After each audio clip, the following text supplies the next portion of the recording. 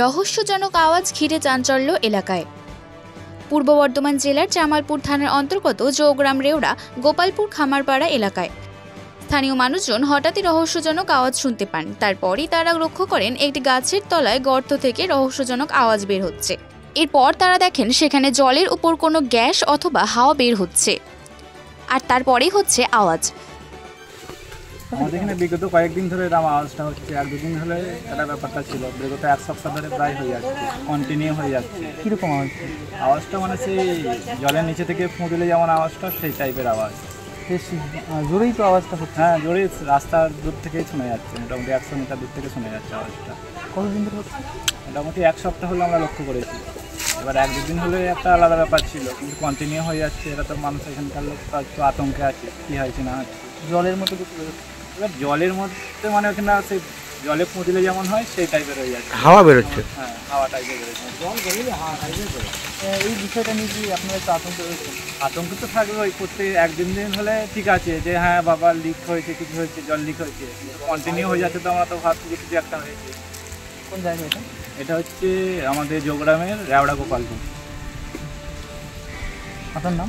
স্বামী মণ্ডল। এলাকাবাসীরা জানাচ্ছেন ওই যে জায়গা দিয়ে হাওয়া বেরোচ্ছে সেই জায়গা দিয়ে কোনো গ্যাসের লাইন যায়নি অথবা সজলধারা জলের কোনো পাইপ লাইনও যায়নি। ঘটনাটি প্রথমে সকলকে স্বাভাবিক মনে করলেও বেশ কয়েকদিন ধরে একই রকম আওয়াজ হয় রহস্য ঘনীভূত হচ্ছে। কালকে রাত 10টার সময় আমরা যখন মাচা থেকে ফিরছিলাম ঘরে যাওয়ার জন্য, তখন দেখছি এখানে বিটকেল একটা আওয়াজ হচ্ছে। তারপর আমরা এসে দেখলাম কত জোরে আওয়াজটা হচ্ছিল? বিটকেল আওয়াজ, মানে কত জোরে, মোটামুটি জোরে, বিশাল জোরে, মানে ওই মাজা থেকে আমরা শুনতে পাচ্ছিলাম যে আওয়াজটা এখানে হচ্ছে। 200 হাত দূর থেকে শোনা যাচ্ছে। তারপর আমরা এখানে এসে দেখলাম যে একটা গর্ত থেকে জল ফোয়ারার মতন হালকা হালকা উঠছে। তারপর আওয়াজটা বন্ধ হয়ে গেল কিছুক্ষণ পর। তারপর আমরা চলে গেলাম, যে তারপর সকালে আপনাদের খবর দিলাম, আপনারা তারপরে এসেছে। আসার পর এখন আপনার বিষয়টা নিয়ে একটু কি আতঙ্ক রয়েছে? আতঙ্ক তো মানে আওয়াজটা কিসের জন্য এটা আমরা বুঝতে পারছি। দীর্ঘদিন মানে 1 সপ্তাহ 10 দিন তো হবেই। রোজের রাতেটা বেশি হচ্ছে, রাতের সময় বেশি হচ্ছে। কেন রাতে তো কেউ আর এদিকে আওয়াজ হয় না, গাড়ির ঘোড়ার আওয়াজ নেই, রাতে বেশি আওয়াজ হচ্ছে। তো এটার জন্য ওই জন্য আপনাদের খবর দেওয়া হয়েছে। এবার আপনারা দেখেন। আপনাদের কী মনে হয়? আমাদের তো কিছুই বলা যাচ্ছে না যাকে বলে। এখানে কি সজলধারা লাইন গেছে এখান দিয়ে? না, এখানে সজলধারা না, সজলধারা ওই সাইড দিয়ে লাইন গেছে। এখানে অ্যাকচুয়ালি এটা জমি ছিল, মাটি ফেলে এটাকে বুঝানো হয়েছে, যে গাছ বসিয়েছে। আর এটা জমি ছিল। এটা হচ্ছে রেওড়া গোপালপুর, থানা হচ্ছে জামালপুর, জেলা বর্ধমান। আমার নাম শামীম শেখ। স্থানীয় মানুষজন জানাচ্ছেন দিনের বেলা থেকে রাতের দিকে আওয়াজ যেন বাড়তে থাকছে। বেশ দূর থেকেই শোনা যাচ্ছে এই রহস্যজনক আওয়াজ। কোথা থেকে বের হচ্ছে এই আওয়াজ তা নিয়ে রহস্য ঘনীভূত হয়েছে। এই অজানা আওয়াজ ঘিরে এলাকায় মানুষ আতঙ্কিত হয়ে পড়েছেন।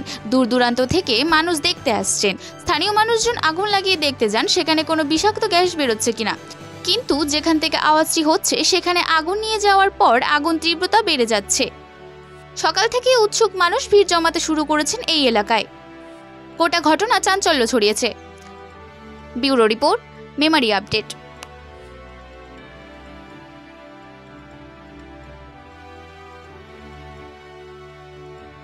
অনলাইন সেন্টার, এখানে অনলাইনের যাবতীয় কাজ করা হয়। ফর্ম ফিল আপ থেকে শুরু করে ড্রাইভিং লাইসেন্স, এছাড়াও এখানে কম্পিউটার বিক্রয় ও সারানো হয়। আমাদের একটাই ঠিকানা, অনলাইন সেন্টার, পারিজাতনগর, বটতলা বাজার, বড় ব্রিজের সন্নিকট। আমাদের ফোন নম্বর 9851305113। বিশেষ দ্রষ্টব্য, আমাদের এখানে গ্রাফিক ডিজাইনের কাজ করা হয়।